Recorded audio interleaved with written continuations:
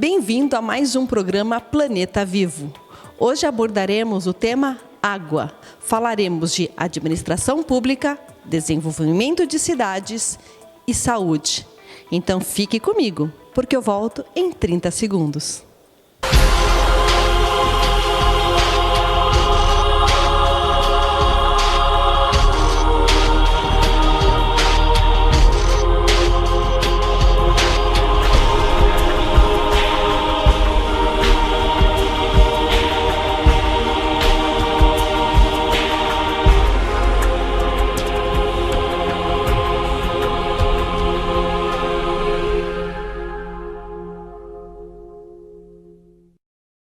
O tema que abordaremos hoje é água. E para esse bate-papo, nós convidamos o administrador público com pós-graduação em gestão pública, Aguinaldo Luiz Canerrira.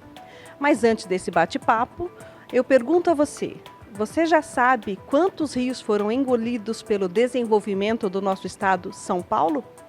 Nosso pessoal foi às ruas, lá na 25 de março, descobrir um pouquinho dessa história. Vamos lá.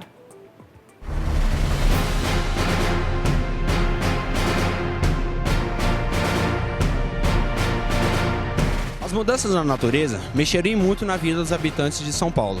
Nossa cidade é composta por diversos rios.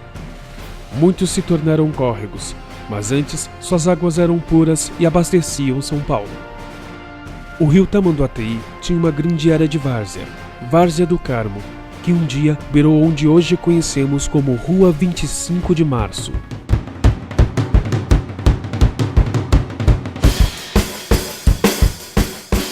Durante 300 anos, a vida em São Paulo só existiu por causa dos rios Tamanduateí e Anhangabaú.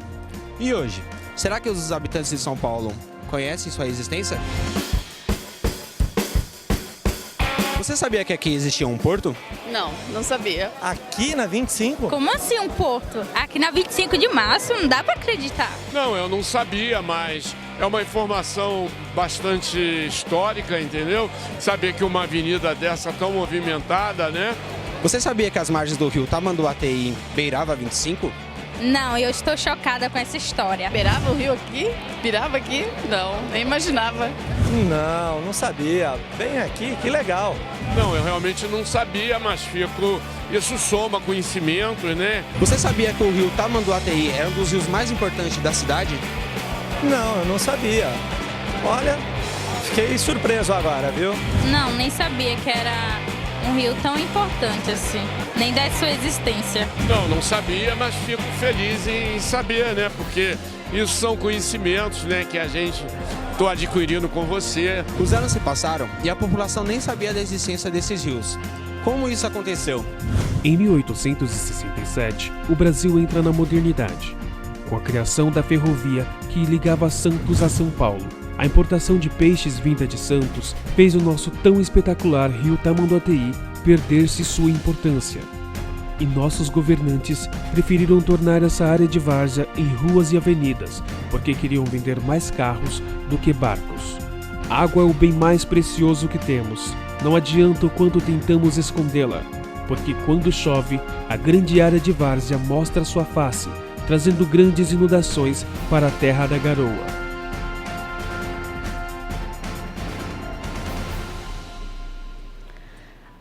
Aguinaldo, começando agora o nosso bate-papo, eu já começo perguntando a você, é correto engolir tantos rios em prol do desenvolvimento? Bom, eu agradeço aí vocês me convidarem para estar participando desse programa e respondendo a sua pergunta, não é correto no desenvolvimento de uma cidade você ter essa falta de planejamento quanto à questão da distribuição, da canalização dos rios, a poluição dos rios, riachos, córregos. Então, isso não é correto. E agora que já foi feito, como consertar? Olha, o ideal seria o governo tomar providências quanto aos loteamentos clandestinos, que principalmente os que ficam perto das nascentes, dos rios e das represas. E essa água que nós bebemos, ela é saudável? Ela é potável? Ela é bebível? Olha, a água que nós consumimos hoje, fornecida pelas distribuidoras de água, elas são potáveis, porém, não são as ideais ao consumo humano. Mas por quê? Não é uma água limpa? Uma coisa é você medir esta água lá na fonte quando ela é propriamente tratada e pronta para distribuição. E outra coisa é você medir essa água quando ela chega na residência das pessoas. Ok, então o que é então uma água saudável? Uma água saudável é uma água limpa, com pH alcalino e que ela esteja livre de impurezas. Você comentou de pH alcalino. O que é isso? O pH é o fator de medida que mede a acidez ou alcalinidade da água. O pH acima de 6 é considerado alcalino e o pH abaixo de 6 é considerado ácido.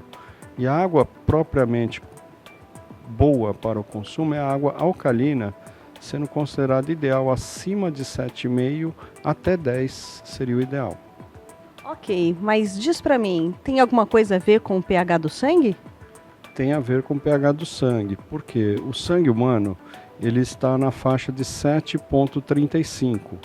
Então, para você ter uma água ideal, seria ideal que ela equiparasse ao sangue humano. Então, sendo considerável uma água com pH acima de 7,5 até 10, para que na mistura dentro do organismo, com outros alimentos, com o que você ingerir, ela acabe se tornando uma água até 7,5, sendo ideal para manter o equilíbrio do pH do sangue.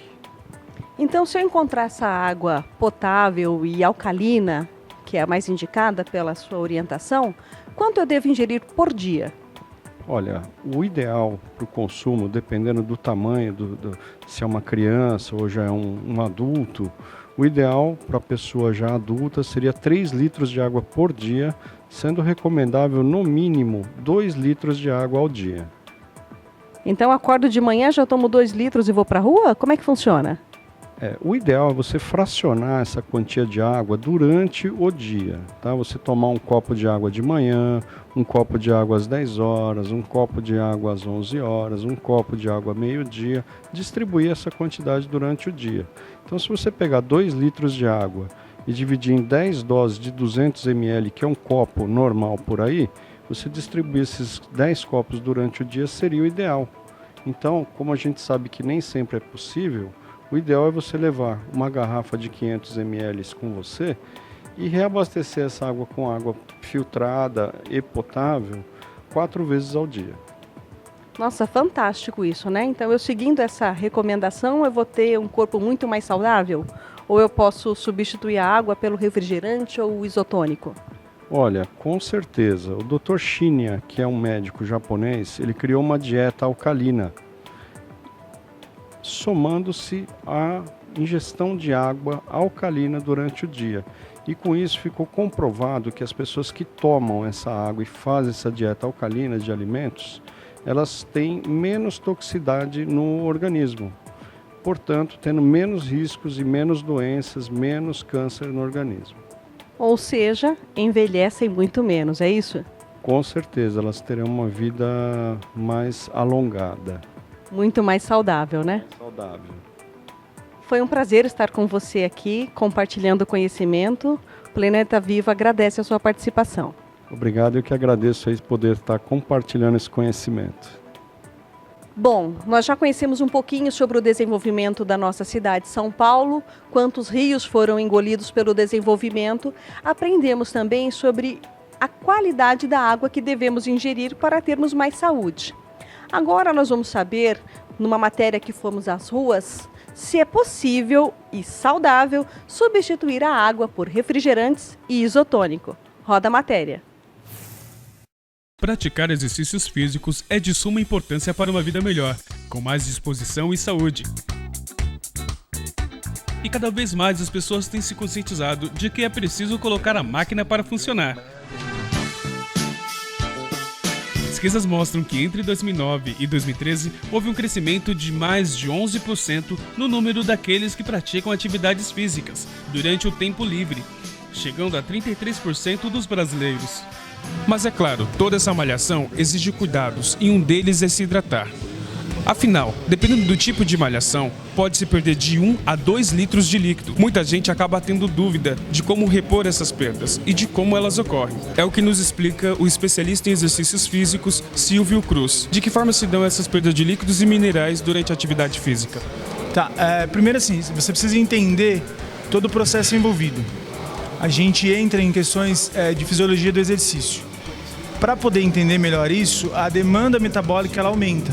Se tem um aumento dessa demanda metabólica, obviamente que eu vou ter um consumo maior, eu preciso de mais líquido.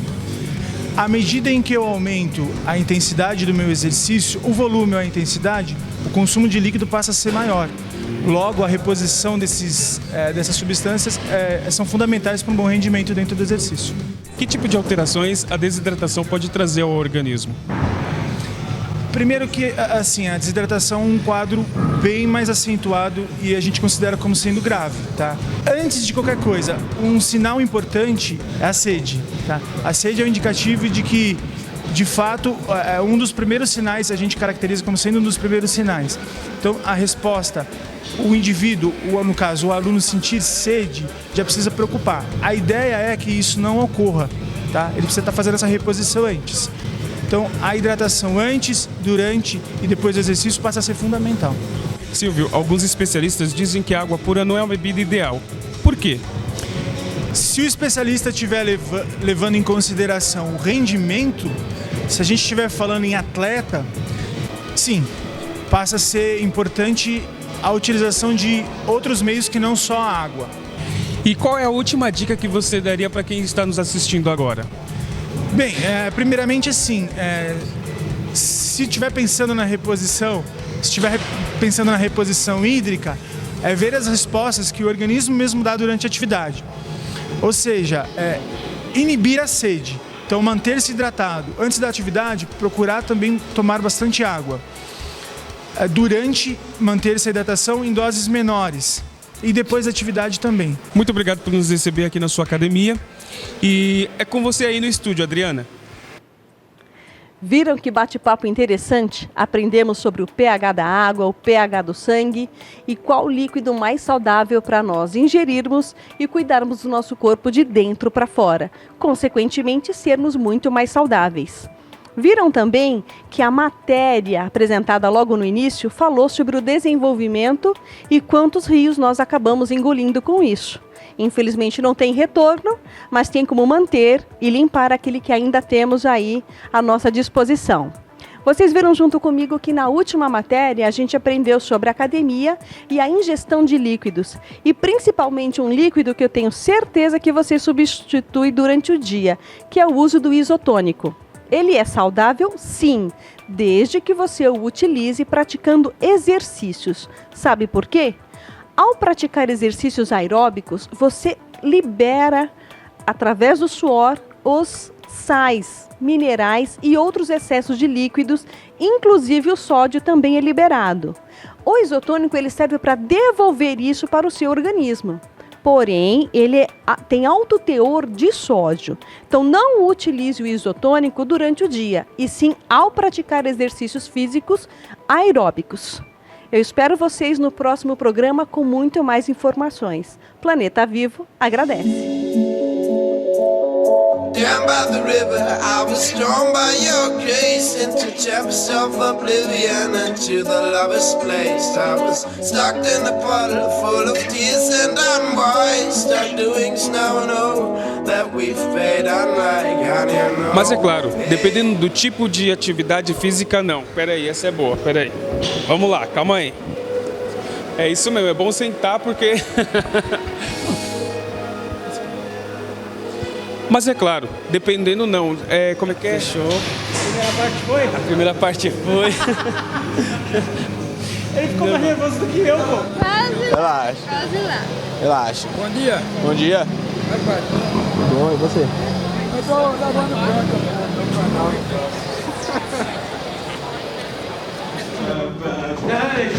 Ele está filmando isso.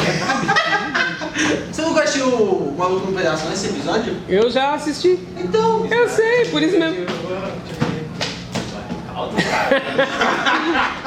Aí não é comigo, não. Se eu não levar um 10 nesse empenho, eu vou matar aquele professor. Your grace of oblivion.